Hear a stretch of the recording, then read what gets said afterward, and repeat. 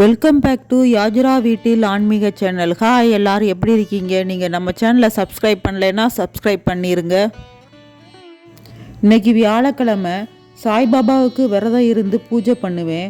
வாரம் வியாழக்கிழமை சாய்பாபாவுக்கு விளக்கி ஏற்றி விடுவேன். எங்களுடைய பூஜை அறையில் சாய்பாபாவிற்கு மட்டும் தனியாக அறை இருக்கும்.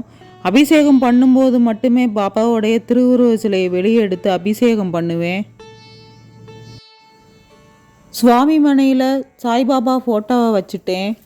ஒரு சுத்தமான தாம்பூல தட்டை அபிஷேகம் பண்ணுவதற்கு வசதியாக எடுத்து வச்சுட்டேன். அபிஷேகம் பண்ணுறதுனால திருவுருவ சிலையை எடுத்து தாம்பூல தட்டில் வைக்கிறேன். எப்போதுமே அபிஷேகம் பண்ண மாட்டேன். எனக்கா தோன்ற அன்னைக்கு மட்டும் அபிஷேகம் பண்ணிடுவேன். இது சாய்பாபாவோட கட்டளைன்னு என் மனதிற்குள் தோன்றும். முதல்ல சுத்தமான வெதுவெதுப்பான தண்ணீரால் அபிஷேகம் பண்ணுறேன். பாபாவுக்கு வெதுவெதுப்பான தண்ணீர் தான் பிடிக்கும். ஏற்கனவே வைத்துள்ள சந்தனத்தை எடுத்து தொடச்சி விட்டுட்டேன். அப்புறமா சந்தன அபிஷேகம் பண்ணுறேன். எந்த ஒரு கடவுளுக்கும் நல்ல நறுமணமுள்ள வாசனை பிடிக்கும். அதனாலே சாய்பாபாவுக்கு வாசனையுள்ள அபிஷேகம் பண்ணணும். மஞ்சள் அபிஷேகம் எல்லாம் பண்ணக்கூடாது. சாய்பாபா நாமத்தை மனசுக்குள்ளே சொல்லிக்கிட்டே அபிஷேகம் பண்ணுங்க. வியாழக்கிழமை சாய்பாபாவிற்கு விரதம் இருக்கும்போது நாள் முழுதும் பட்னியாக இருக்கக்கூடாது. பாபாவுக்கு பக்தர்கள் பட்னியாக இருப்பது பிடிக்காது.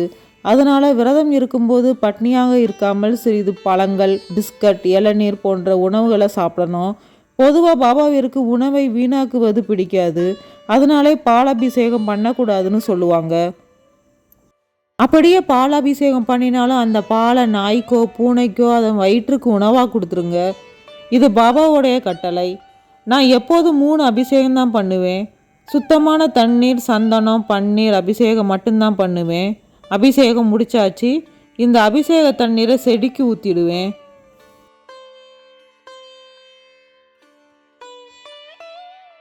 சுத்தமான தட்டு வைக்கிறேன். ஏன்னா பாபாவை அலங்காரம் பண்ண வசதியாக இருக்கும். அபிஷேகம் பண்ணிய பாபாவை சுத்தமான துணியால் தொடச்சிட்டு தான் அலங்காரம் பண்ணுவோம். வாசனையுள்ள சந்தனத்தை நெத்தியில் பொட்டு வச்சுட்டேன். அப்புறம் கையிலையும் கால்லையும் கட்டாயம் சந்தனத்தை வைக்கணும். பச்சை கற்பூரத்தை பாபா மேலே தூவி விடலாம். பச்சை கற்பூரம் தெய்வீக ஆற்றல் கொண்டது. சாய்பாபாவிற்கு எப்போதும் ஒரு குட்டி மாலையை போட்டே வச்சுருப்பேன். அந்த மாலையை தான் இப்பயும் போட்டுறேன்.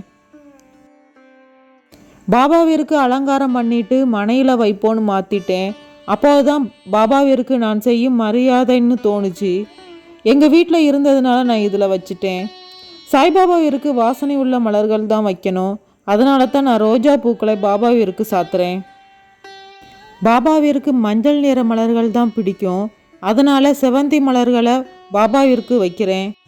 பாபாவுடைய 2 உபதேசம். ஒன்று நம்பிக்கை, இன்னொன்று பொறுமை. எல்லா பாபா கோயிலையும் இந்த 2 வார்த்தை நம்பிக்கை, பொறுமைன்னு எழுதியிருப்பாங்க. அதாவது ஒருவருக்கு நம்பிக்கையும் பொறுமையும் மிக அவசியம்னு பாபா சொல்லுகிறா. பாபா யாருக்கும் எந்த மந்திரமும் சொல்லலை. பாபா இந்த 2 உபதேசத்தை மட்டும்தான் சொன்னார். ஒன்று நம்பிக்கை, இன்னொன்று பொறுமை.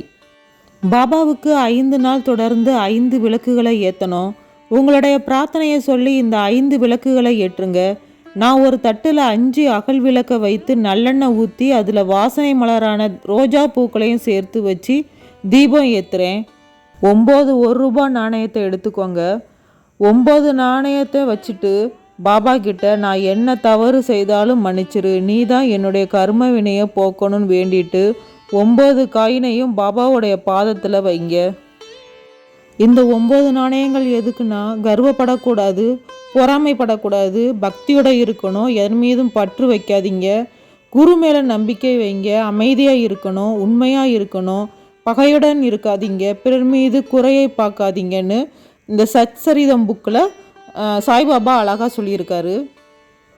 இந்த சச்சரிதம் புக்கில் சாய்பாபா வாழ்க்கை முறை இருக்கும். நம்ம வாழ்க்கையை மாற்றக்கூடிய புத்தகம். பாபா அதில் நிறைய அறிவுரை சொல்லியிருப்பார். குழப்பம், பிரச்சனைன்னு ஏதாவது உங்களுக்கு இருந்துச்சுன்னா பாபாவை நினச்சி சச்சரிதம் புக்கை எடுத்து படிங்க. படிக்கும்போதே நம்முடைய ஆத்மா பலம் பெறும். அவசரமாக படிக்கக்கூடாது.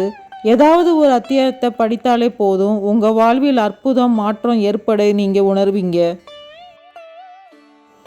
இந்த புக்கு எல்லா பாபா கோயில்லையும் கிடைக்கும். சான்ஸ் கிடைச்சா நீங்களும் வாங்கி படிங்க. நம்ம வேண்டியது உங்களிடம் இருந்துச்சுன்னா அது தன்னால் தானாக தேடி வரும். சிலருக்கு சின்ன சின்ன பரிகாரம் பண்ணினாலே உங்களை தேடி வரும். பரிகாரம் பண்ணலைன்னா கூட வரும். பரிகாரம் பண்ணியும் நீங்கள் வேண்டியது கிடைக்கலனா அது உங்களிடது இல்லைன்னு பாபாவே உங்கள் வாழ்க்கையில் உணர்த்திடுவார். ஆனாலும் நம்ம நம்பிக்கையோட பாபாவிடம் முறையிடுவோம், அவருடைய வழியை பின்பற்றுவோம். வியாழக்கிழமை தோறும் பாபாவுக்கு அபிஷேகம் அல்லது சிறு பூஜையாவது செய்யுங்க.